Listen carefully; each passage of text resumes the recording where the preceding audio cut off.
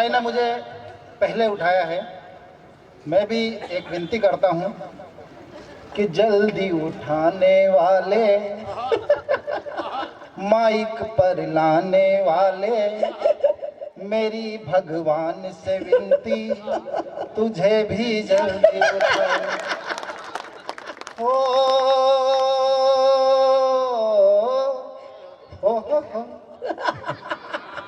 क्या बात है, कितना प्यारा मंच सजाया, कुलदीप भाई को भी बुलाया, एक कवित्री भी न बुलाई, लग रही ठंड है लाओ रजाई।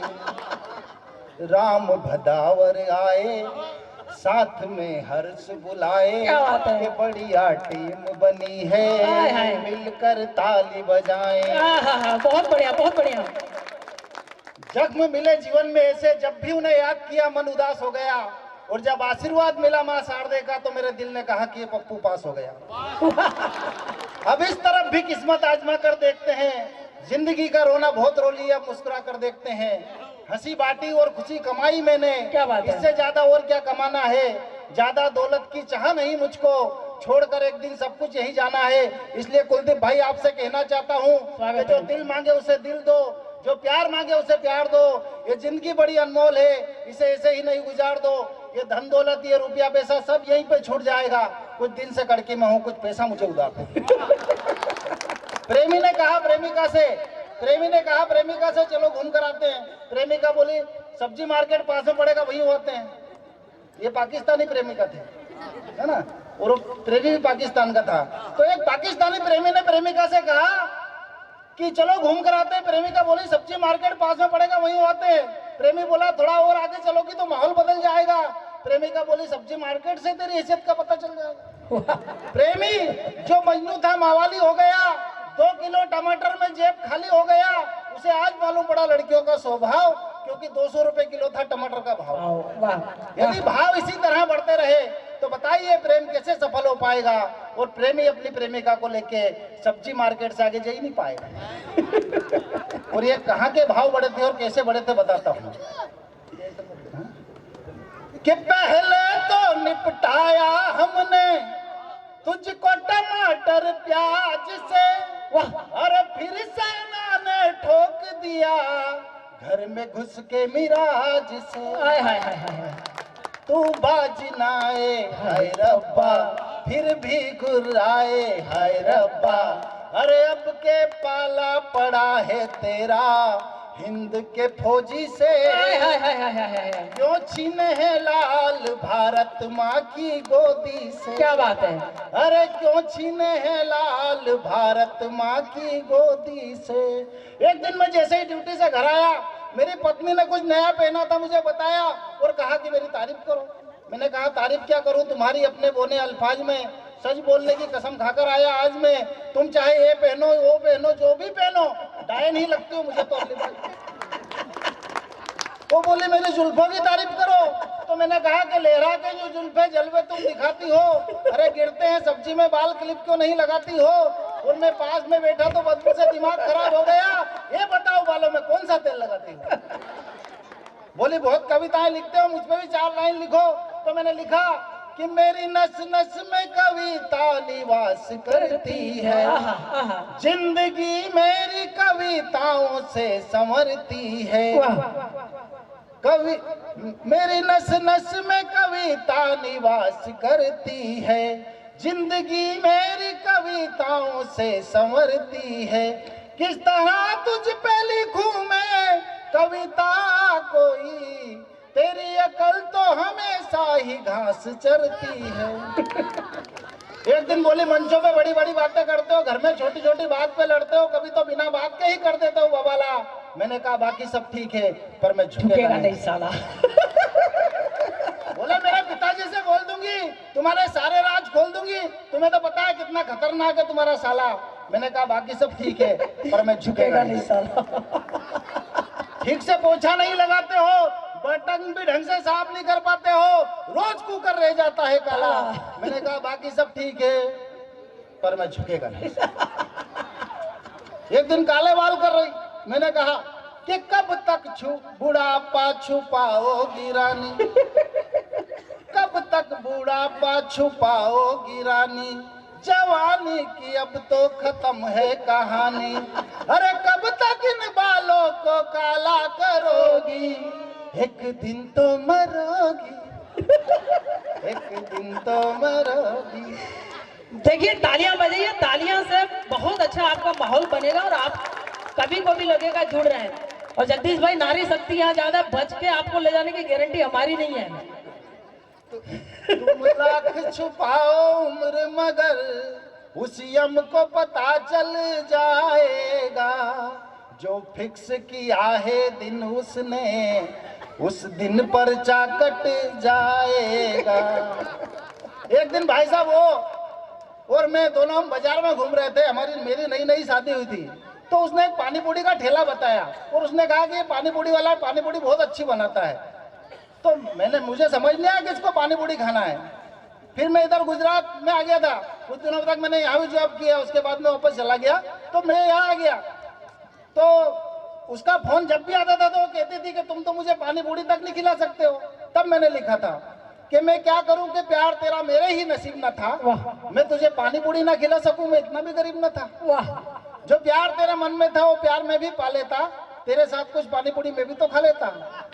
मैं ठहरा गांव का छोरा, इशारों की बात समझ ना आती, अरे कुछ पानी पूरी की तो बात थी, पूरी दुकान थोड़ी खा जाती। जब भी देखता हूँ पानी पूरी का ठेला तेरी याद मुझे सताती है, और मुझे पता है कि तू आज भी मेरे बगैर पानी पूरी नहीं खाती है।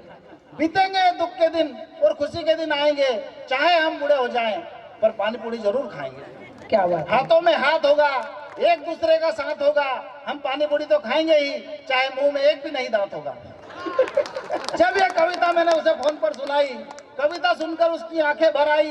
वो बोली कि तुम मेरे पानी हो, मैं तुम्हारी पूरी हूँ, जीवन के हर सुख दुख में साथ तुम्हारे जुड़ी हूँ। आज तुम्हारी इस कविता ने मुझे दुनिया की खुशी दिला दी है, ऐसा लगा मुझे जैसे तुमने पानी पूरी खिला दी है। क्या बात है, क्या बात है। सन 98 में घटना घटी, अचानक मुझसे एक लड़की पटी, उसने रखा शादी का प्रस्ताव, मैंने भी आओ देखा ना ताव लगा दी जिंदगी का दाव। क्या बात है। सन 98 में घटना घटी, अचानक मुझसे एक लड़की पटी, उसने रखा शादी का प्रस्ताव, मैंने भी आओ देखा ना ताव लगा दिया जिंदगी का दाव। लेकिन आज बता रहा हूँ अपने दिल के घाव कि जल्दीबाजी में ऐसी गलती मत करो कि बाद में पछताओ। यदि हो आपका इरादा के कर ले लव मैरिज, इस इरादे को दिमाग से कर देना खारिज। ये बात भले कड़वी लगे पर बात सच्ची है, लव मैरिज से भैया मेरे अरेंज मैरिज अच्छी। क्या बात है। वो क्यों अच्छी है बताता हूँ कि कुछ दिनों से मेरी तबीयत खराब थी, कारण जिसका शराब थी, जीवन बीमा वाले रोज रोज आ रहे थे, मेरे मरने के फायदे पत्नी को बता रहे थे। मैं बोला मेरे मरने के इतने फायदे पत्नी को मत बताओ, मुझे तो दीर्घ आयु का आशीर्वाद है, तुम इसका ही बीमा कर जाओ। मेरी बीवी बोलने में कहाँ कम थी, मेरा जवाब सुनकर उसकी आंखें नम थी। वो बोली हे प्राणनाथ कितने भोले हैं आप, आपको अकेला इस नरक में छोड़ के नहीं जाऊंगी, और मुझे तो पता है कि पहले आप निपटोगे, इसलिए मैं पहले आपका बीमा कराऊंगी। मेरी किस्मत ही मेरा साथ नहीं निभाती, मेरी अच्छी कविताओं पे भी ताली नहीं आती। मेरी किस्मत मेरा साथ नहीं निभाती, मैं करंट से मरना चाहूँ तो बिजली चली जाती। एक दिन मैंने सोचा कि चलो कुएं में डूब मरे, लेकिन कुआं पूरा सूखा और अपन पानीदार सूखे कुएं में क्यों मरे। ये सोच के मैं सड़क पे मरने गया, सड़क पे लेटा तो जाम लग गया, पुलिस आई, पुलिस ने मुझे हटाया, थाने ले गई, घर वालों ने छुड़ाया। सारा जतन करने के बाद मैंने जहर खाया, लेकिन जहर में भी मिलावट थी, मैं मर नहीं पाया। फिर एक सज्जन ने आके मुझे समझाया और जीवन का महत्व बताया कि जो आज है वो कल नहीं होगा, आत्महत्या किसी समस्या का हल नहीं होगा। एक पिता जिसने अपने खून पसीने की कमाई को हंसते हंसते लुटाया, तो अपने अरमानों की बलि देकर तुझमें सदा अपनी छवि को पाया।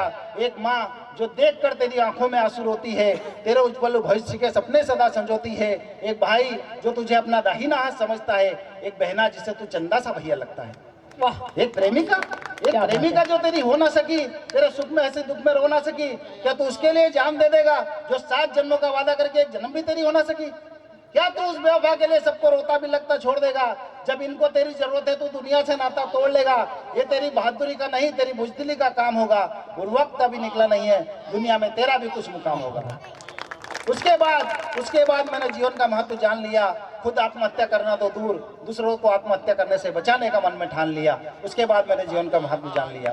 और मान लीजिए साहब, अगर गांव की सपना चौधरी शहर में जाएगी तो क्या गाना गाएगी। तेरे शहर का इडली डोसा नहीं भाए बेक समोसा, मुझे पल पल पल पल गाँव की याद सतावे छे, जब भैंस पे बैठ के कोई भैंस चरावे छे। क्या बात है। एक चुनाव के अंदर सबसे ज्यादा कठिन समय एक पुलिस के लिए होता है, पूरे दिन लगे रहते हैं। इनकी एक बहुत अच्छी कविता है, मैं चाहता हूँ पुलिस के सम्मान में कविता पढ़कर फिर आप अपना स्थान ग्रहण करें। बिल्कुल बिल्कुल। तो भाई जी का आदेश हुआ है, लेकिन मैं एक मूंछ वाली कविता सुनाना चाह रहा हूँ। ठाकुर साहब बैठे हैं, तो ठाकुर साहब के, ये ठाकुर साहब इंस्पेक्टर है, सब इंस्पेक्टर है अहमदाबाद में। तो पहली बार मेरी इनसे मुलाकात हुई थी कवि सम्मेलन में, मैंने इनसे नंबर लिए और इनके पास जब पहली बार फोन लगाया तो इनकी घरवाली ने उठाया। तब उनसे जो मेरी बातचीत हुई उस पर मैंने कविता लिखी कि एक दिन मैंने इनके घर फोन लगाया, फोन भाभी जी ने उठाया, मैं डर गया, मैंने सोचा नंबर गलत लग गया। मैंने बोला मुझे उनसे बात करनी जिनके नंबर है। वो बोली क्यों, तुझे पता नहीं है ठाकुर साहब का घर है? सुबह सुबह मत कर मूड खराब, फोन रख, घर पे नहीं है ठाकुर साहब। मैं दंग रह गया सुन के उनका जवाब और समझ गया अपने आप कि आदमी को मूछ रहे तो घर में रहे रुबाब, आदमी को मूछ रहे तो घर में रहे रुबाब। ये सोचकर मैंने तरकीब भिड़ाई, जैसे तैसे अपनी छिदी मूछ बढ़ाई।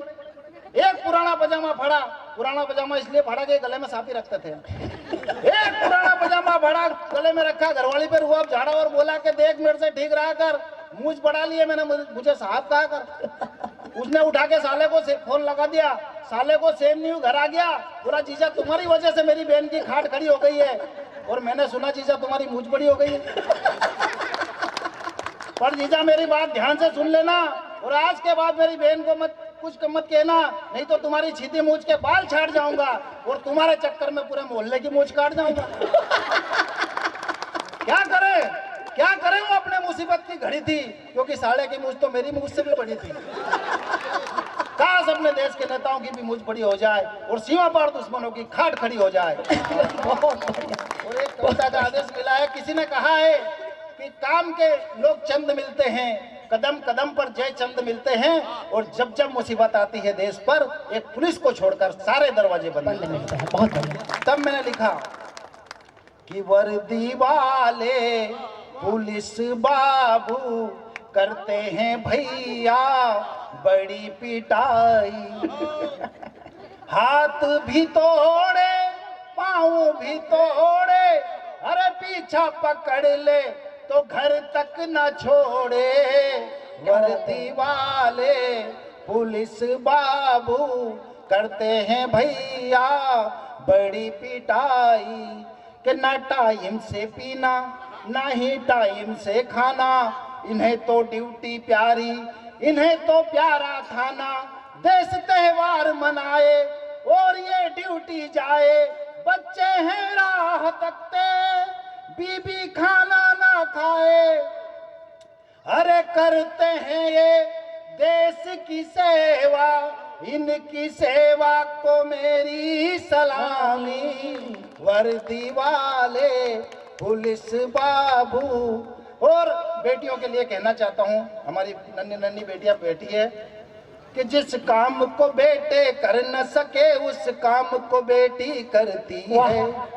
अफसोस मुझे इस बात का है क्यों कोख में बेटी मरती है। वाह, ये सीता बने ये सावित्री ये दुर्गा भी बन जाती है, जब बेटे घर से भगाते हैं बेटी ही गले लगाती है। वाह, गांधी के बेटे 4 हुए, कहाँ बड़ा कोई काम किया, एक थी बेटी इंदिरा जिसने सारे जग में नाम किया। बेटी से नफरत करते हो, बेटी का वंश मिटाओगे, फिर अपने लाडले बेटे को तुम बहू कहाँ से लाओगे। तुम बेटी को मत मारो, उसके जीवन को संवारो, बस इतनी सभी से विनती